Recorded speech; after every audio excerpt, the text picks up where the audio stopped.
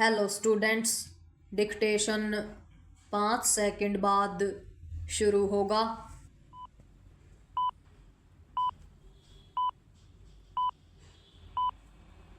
Start.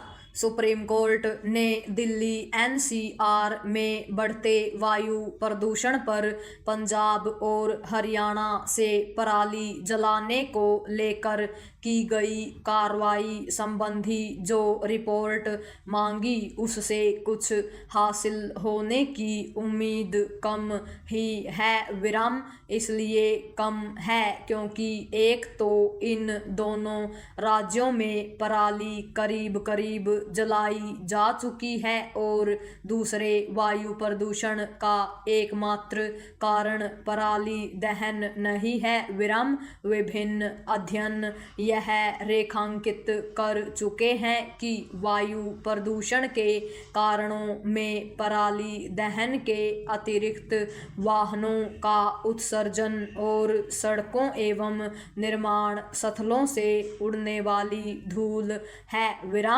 निसंदेह पराली दहन को रोका ही जाना चाहिए, लेकिन बात तब बनेगी जब यह भी सुनिश्चित किया जाएगा कि ट्रैफिक जाम के कारण वाहनों से अतिरिक्त विषाक्त उत्सर्जन न हो सके और सड़कों एवं निर्माण स्थलों से धूल के गुबार न उड़ने पाए। वायु प्रदूषण में वाहन उत्सर्जन और धूल का योगदान पराली से भी अधिक है। बरसात में तो सड़कों एवं निर्माण स्थलों से धूल उड़नी कम हो जाती है, लेकिन वाहन उत्सर्जन बढ़ाने वाला ट्रैफिक जाम वर्ष भर की समस्या है। इसी कारण उत्तर भारत के एक बड़े हिस्से में सर्दियों के अलावा भी वायु की गुणवत्ता का स्तर खराब बना रहता है। समस्या यह है कि हवा की गुणवत्ता में तनिक सुधार आते ही प्रदूषण रोधी एजेंसियों के साथ सरकारों और सुप्रीम कोर्ट के लिए वायु प्रदूषण कोई समस्या नहीं रह जाता। इसी रवैये के कारण दशकों बाद भी वायु प्रदूषण से छुटकारा नहीं मिल रहा है।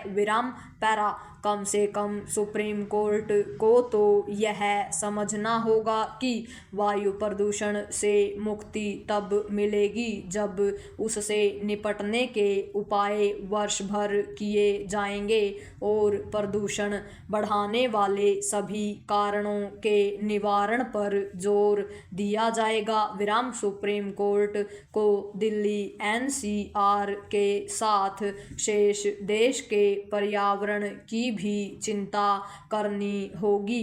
इसकी अनदेखी नहीं की जानी चाहिए कि हवा तब भी जहरीली होती रहती है जब पराली जलना बंद हो जाती है।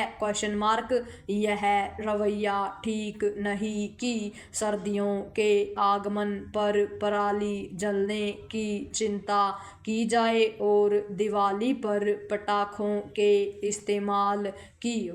इस रवैये में सुधार के साथ यह भी समझा जाना चाहिए कि जब प्रदूषण गंभीर रूप ले लेता है तब उससे निपटने के लिए किए जाने वाले फौरी उपाय अपर्याप्त ही सिद्ध होते हैं। इसी कारण हवा की गुणवत्ता की सही स्थिति को छिपाया जाता है।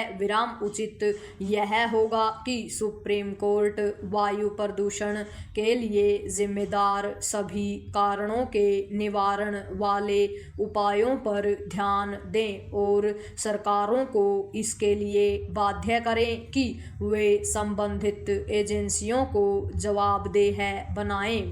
उन्हें न केवल यह सुनिश्चित करना होगा कि सड़कों एवं निर्माण स्थलों से धूल न उड़ने पाए, बल्कि यह भी कि यातायात सुगम बना रहे। ताकि वाहन रेंगने के लिए बाध्य न हों। पूर्ण विराम।